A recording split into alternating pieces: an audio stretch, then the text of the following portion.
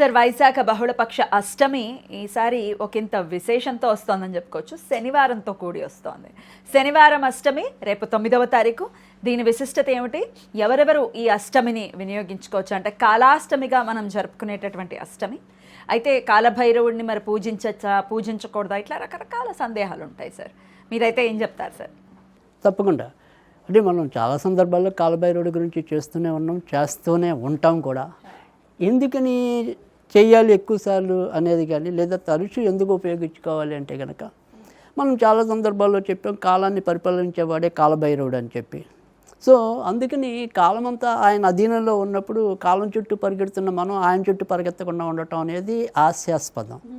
So అందుకని ఖచ్చితంగా ఆయన అనుగ్రహం అనేది మనకి చాలా అవసరం. ఇట్లాంటి హాస్యాన్ని చాలా మంది చేస్తూ ఉంటారు సార్. ఎందుకంటే ఆయన ఉగ్రదేవత, ఎటువంటి పరిస్థితుల్లో ఆయన్ని పూజించొద్దు, ఆయన్ని పూజిస్తే ఆయన ఉగ్రత మనకు వచ్చేస్తుంది. అబ్బో ఇట్లాంటిది బోల్డ్ అంత ఉంది. అలా అంటే ఇప్పుడు ఎలా ఆయన ఉగ్రత మళ్ళీకి వస్తే అసలు ఆయన పూజించకపోయినా కూడా ఉగ్రం వచ్చే వాళ్ళకి ఉగ్రం వస్తూనే ఉంది, పీకలకు వచ్చే వాళ్ళు పీకలకు వస్తూనే ఉన్నారు. మరి శాంతంగా ఉంటే ప్రపంచం అంతా శాంతంగానే ఉంటుంది కదా. మరి ఎవరి నుంచి ఆ ఉగ్రాన్ని వీళ్ళు తీసుకుంటున్నారు? ఏ తిండి తినటం వల్ల అంతటి ఉగ్రం వీళ్ళు వస్తుంది. సో కనుక దానికి దీనికి సంబంధం లేదు. సో మనకేంటంటే కొద్దిగా ఏదైతే అలవాటు అయి ఉంటుందో వాటి నుంచి అంత తొందరగా బయటికి రాకపోవటం. అంటే మనకి మొదటి నుంచి ఏదైతే నూరిపోతారో అమ్మో కాళికాదేవి కానీ, అమ్మో కాలభైరవుడు కానీ, ఇలా వీళ్ళందరూ కూడా ఒక ఉగ్రదేవతలు కాబట్టి వీళ్ళు ఎప్పుడు శ్మశానానికి దగ్గర ఉండాలి కానీ ఇంట్లో ఉండాల్సిన వాళ్ళు కాదు అని చెప్పి. సో కానీ అది ఎప్పటికైనా శ్మశానంలో మనం ఉంటామేమో కానీ ఇంట్లో ఉండవలసిన వాళ్ళు వీళ్ళే. Correct sir. సో అందుకని ఖచ్చితంగా వీళ్ళని పూజించుకోవటం అనేది, ఎందుకంటే అక్కడ శ్మశాన అనంతరం సౌఖ్యం కావాలన్నా, తర్వాత ఇప్పుడు ప్రస్తుతం మనకి సౌఖ్యం కావాలన్నా ఖచ్చితంగా వీళ్ళ అనుగ్రహం మనకి ఉండి తీరాల్సిందే. సో శనివారం నాడు కాలభైరవుని పూజించడం అనేది చాలా మంచిది. అంటే ఇప్పుడు మనకి ఏదైతే బహుళాష్టమి అనేది ఉంటుందో ఈ బహుళ అష్టమితో సంబంధం లేకుండా అసలు శనివారం ఖచ్చితంగా కాలభైరవుని పూజించాల్సిందే. సో ఎందుకని పూజించాలి అంటే కనుక మనకి ఎటువంటి జాతకంలో శని దోషాలు ఉన్నా ఖచ్చితంగా ఈయన్నే ఆరాధించాలి. చాలా ఫాస్ట్గా మనకి రిలీఫ్ పొందటం అనేది ఉంటుంది. సో అందుకని శనితో ఇబ్బంది లేకుండా ఉండేది చాలా తక్కువ. అంటే ఆల్మోస్ట్ ఆల్ మనకి గోచారంలో చెప్పిన విధానంలో చూస్తే కేవలం ఆయన 3వ ఇంట్లో, 6వ ఇంట్లో, 11వ ఇంట్లో సంచరించేప్పుడు మాత్రమే సుఖం ఉంది. అంటే మ్యాక్సిమం 9 రాశులకి ఆయన ఎఫెక్ట్ ఎప్పుడు ఉంటుంది కదా. కేవలం 3 సేవ్ ఉన్నారు అనుకుందాం. మళ్ళీ అనుకోకుండా ఈ 3లో వాళ్ళకి వ్యక్తిగతంగా శని మార్గదర్శనం నడుస్తుంది అనుకోండి, అప్పుడు ఇబ్బంది ఉంటుంది కదా. ఓన్లీ గోచారమే కాకుండా గ్రహచారం కూడా అంతేనా సార్? అంతేగా గ్రహచారంలో కూడా ఎక్కువ శాతం మనకి 3, 6, 11 యోగిస్తాం అనేది ఉంటుంది. సో అందులో దుష్టగ్రహాలు మనకి దీంట్లో కూడా జాతకాల్లో కూడా 6, 11 వాళ్ళకి మంచిది. అంటే ఇప్పుడు కుజుడికి కానీ, శనికి కానీ, రావుకి కానీ, కేతువుకి కానీ. సో అందుకని ఆల్మోస్ట్ ఆల్ శనితో సంబంధం లేకుండా ఏ జాతకం కూడా ముందుకెళ్ళటం అనేది చాలా రేర్. సో ఎక్కడొక్కడ శని తగులుకోవటం అనేది ఉంటుంది. సో అందుకని ఖచ్చితంగా మనం కాలభైరవుడిని పూజించడం వల్ల సుఖం వస్తుంది. అయితే ఈ శనివారం నాడనే కాదు, ఇప్పుడు మనకు అనుకోకుండా అష్టమితో కూడా వచ్చింది కాబట్టి మనం మరింత ప్రాధాన్యత ఇస్తున్నాం దీనికి. కానీ నేననేది ఏంటంటే మీరు ప్రతిరోజు కూడా ఆయనకి సంబంధించిన ఆరాధన చేసినా చేయకపోయినా కనీసం శనివారం మాత్రం చేసుకోండి. సో శనివారం కనీసం ఆయన యొక్క ఏదైతే కాలభైరవ అష్టకం ఉంటుందో అది చదువుకోవటం అనేది. ఎన్నిసార్లు సార్? అది ఒకసారి చాలండి. శనివారం చదవడం చాలు. నెలకి 4 సార్లు చదువుతారు చాలు. వారం అంటే రోజు చదువుతా అంటే ఇంకా మరీ మంచిది, అంతకంటే అదృష్టమే ఉంటుంది.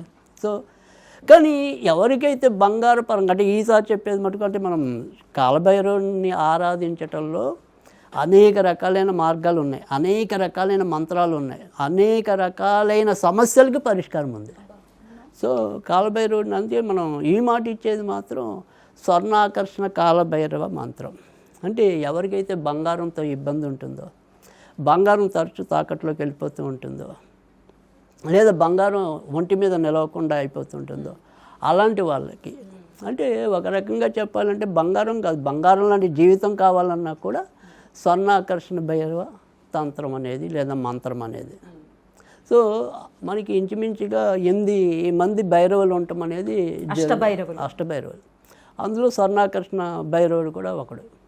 సో ఆయన్ని పూజించడం వల్ల ఖచ్చితంగా మనకి బంగారం నిలవటం అనేది, సో బంగారు పరంగా ఉండే ఇబ్బందులు తొలగటం అనేది జరుగుతుంది. ముఖ్యంగా ఇంకోటి ఎవరికైనా చెప్తాను, అరుణాచలం ఎప్పుడైనా వెళ్ళినప్పుడు అక్కడ మనకి దుర్గాదేవి గుడి ఉంటుంది, పక్కనే పెద్ద సరస్సు కూడా, ఖడ్గతీర్థం ఇవన్నీ ఉంటాయి. అక్కడ స్వర్ణాకర్షణ భైరవ గుడి ఉంది, చిన్నది ఉపాలయం. అక్కడికి వెళ్ళి మనం కనుక డబ్బులు ఇస్తే అవి పూజ చేసి మళ్ళీ తిరిగి మనకి ఇస్తారు ఆ డబ్బుల్ని.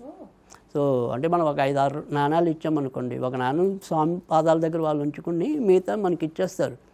ఆ తెచ్చుకుంటే ఆ నాణాలు తెచ్చుకుని మనం వ్యాపారం ఉంటే వ్యాపార దాంట్లో కూడా క్యాష్ బాక్స్లో పెట్టుకోవటం, లేదా ఇంట్లో అయినా సరే అలా పెట్టుకోవటం. అంటే సాధారణంగా ఏమవుతుందంటే ఈ అరుణాచలం వెళ్ళినప్పుడు ఆ గిరి ప్రదక్షిణం చేసేటప్పుడు ఏవైతే ఎక్కువ కవర్ అవుతూ ఉంటాయో అవే ఎక్కువగా వెళ్ళేసి చూసేయటం అనేది ఉంటుంది. ఆ శివలింగాలని చూసేస్తాం. కానీ ఇవి కొన్ని కవర్ అని ఉంటాయి మనకి అరుణాచలంలో. ముఖ్యంగా ఇలా స్వర్ణ ఆకర్షణ భైరవుడు కూడా ఒకటి.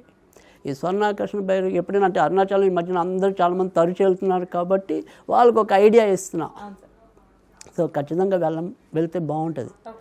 అయితే ఇప్పుడు మన ఇంట్లో మనం చేసుకునేది మాత్రం మనం కూడా ఇలాగే ఏదైనా సరే ఈ కాయిన్స్ అనేవి ఉంటాయి కదా, ఆ కాయిన్స్ 8 తీసుకోవాలి. 8 కాయిన్స్ అవి మనకి సంఖ్యతో అంటే రూపాయ 2 రూపాయల అది అవసరంలే. 1-2 5 రూపాయల నాణాలు ఉండొచ్చు, 2 రూపాయల నాణాలు ఉండొచ్చు, అది మన ఇష్టం. కానీ కాయిన్స్ అనేది 8 ఉండాలి లెక్క, 8 కాయిన్స్.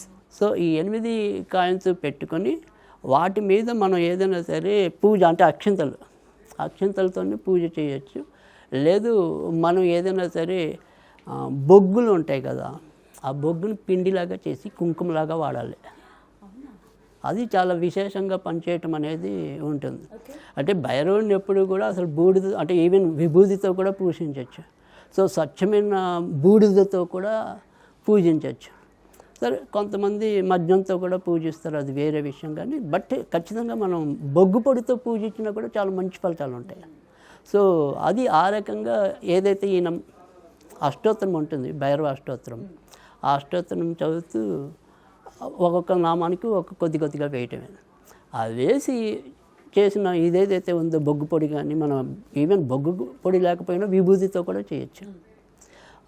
అంటే బొగ్గులు మనకి అన్ని చోట్ల దొరకదు అనుకుంటే విభూతి జనరల్గా ఇళ్ళల్లో ఉంటాయి కదా, సో అందుకని ఆ విభూతితో అయినా చేసేసి ఆ విభూతిని మటుకు జాగ్రత్తగా దాచి మన బీరువాలో పెట్టుకోవడమే. ఆ రకంగా చేసినట్టయితే కనుక చాలా మంచి ఫలితం ఉంటుంది. ఒకవేళ మంత్రంగా చదువుకోవాలి అనుకుంటే కనుక ఓం సౌం హూం జూం భం.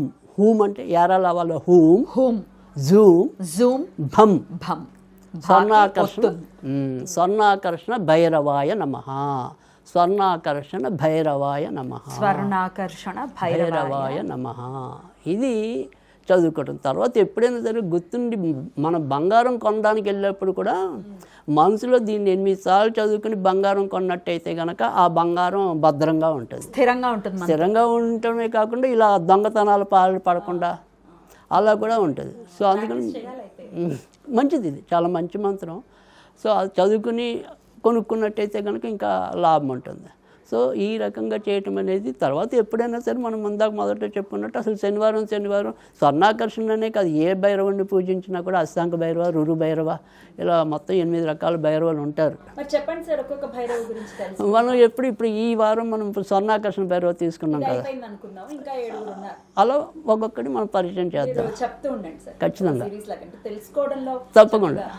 ఎందుకంటే తీరని సమస్య అంటే ఏది ఉండదు అని అంటే నిజంగా అంటే ఇప్పుడు ఎందుకు భైరవులు మనకి ఎందుకున్నారు అనేది కూడా కావాలి కదా. అంటే ఒకే భైరవుడు మన సమస్యలన్నీ తీరచ్చు, కానీ వేరు రూపాలు ఎందుకు ఉన్నాయి అంటే ఇప్పుడు ఈయన స్వర్ణాకర్షణ అంటే ఒకప్పుడు అంటే ఇప్పుడు మన ప్రేక్షకులు నమ్మలేరు. సరే అది నేను చూడలేదు కాబట్టి నేను నమ్మను. కానీ ఈ స్వర్ణాకర్షణని ఉపాసించే ఒకప్పుడు రాగిని బంగారంగా మార్చిన తాంత్రికులు కూడా ఉన్నారు.